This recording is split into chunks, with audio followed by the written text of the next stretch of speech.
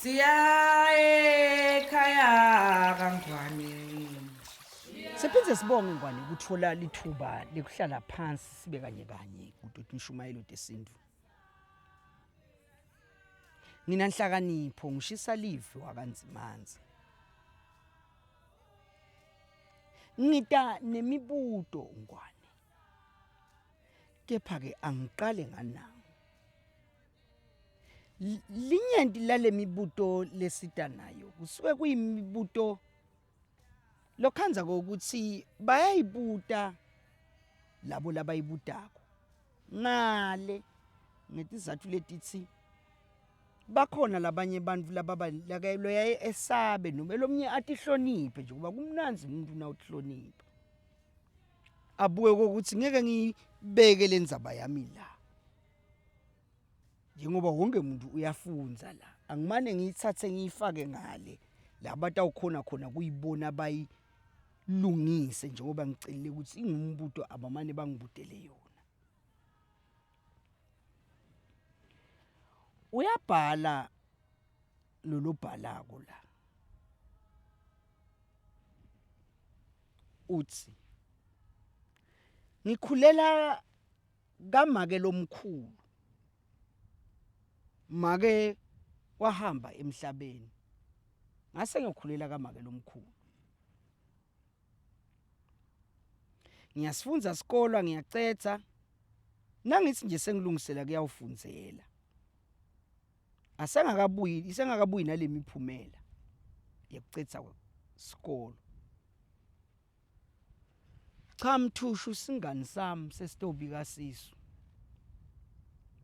nami ngiphelelwe ngoba vele ngiyati ukuthi awu bekubhusha mina lapha esitibeni ganzi angati ukuthi sitibanzini lo angibhukushi ngedwana ngithi ngibhukushile mina kukhona lababhukusha nakhwalele kanzi ngibhukushe mina ningivile.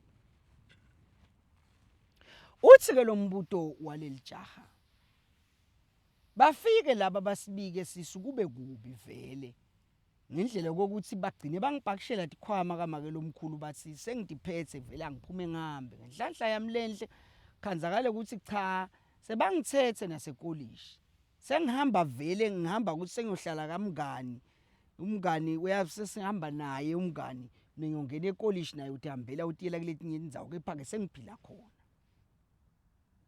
Nayi inkinga lenginayo sisi wagcina ngaleli langa ayobika sisu wanyamalala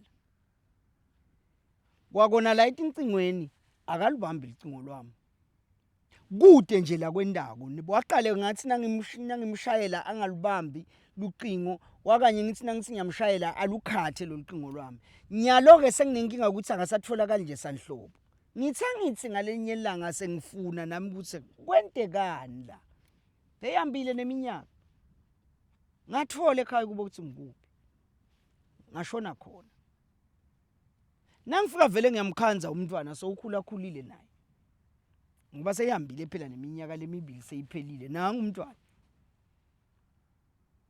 sengimbona ngoba sesihleli phansi bangitshela phela nanga umntwana wakhe sisi avele nje aphume endlini aconze kimi la ngikhona khona athi nakakhuluma kulabantu labadzala lengabakhazi kube lo mntwana beka wakhe lo bengiyawumletha tombona lokuthi ngeda ngatobika siso ngangabuyi kusho lo mntwana ngasiwakha akayekele kufika ngilandzela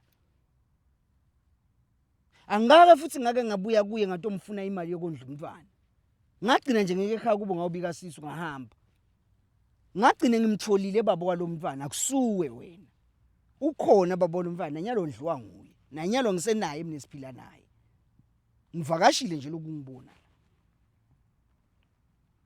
saliyabuda ke leli jaha lithi ngicala ngakuphi ke mina inkinga le kanje ikakhulu kati le kamake lomkhulu ngesizathu lesithi sekuvele inkulumo khona lethi yagcine laphi lenzaba yalo sisi lo wedatobika sisu ngithini lenzaba ngisiteni ngenda njani noma ngithatha ngendlela yokukholwa ngiyayekela nje ngithi awu sekuyawubona uNkulunkulu wakhe, seyawubona ngemadloda kubo. Nobe ngibuya eSwatini, sithini iSwati kuloko? Swati sithi ude watobika sisu lo sisi la. So yanyamalala nyalo. Nonta njani mine lento watongibikela ngalesisu.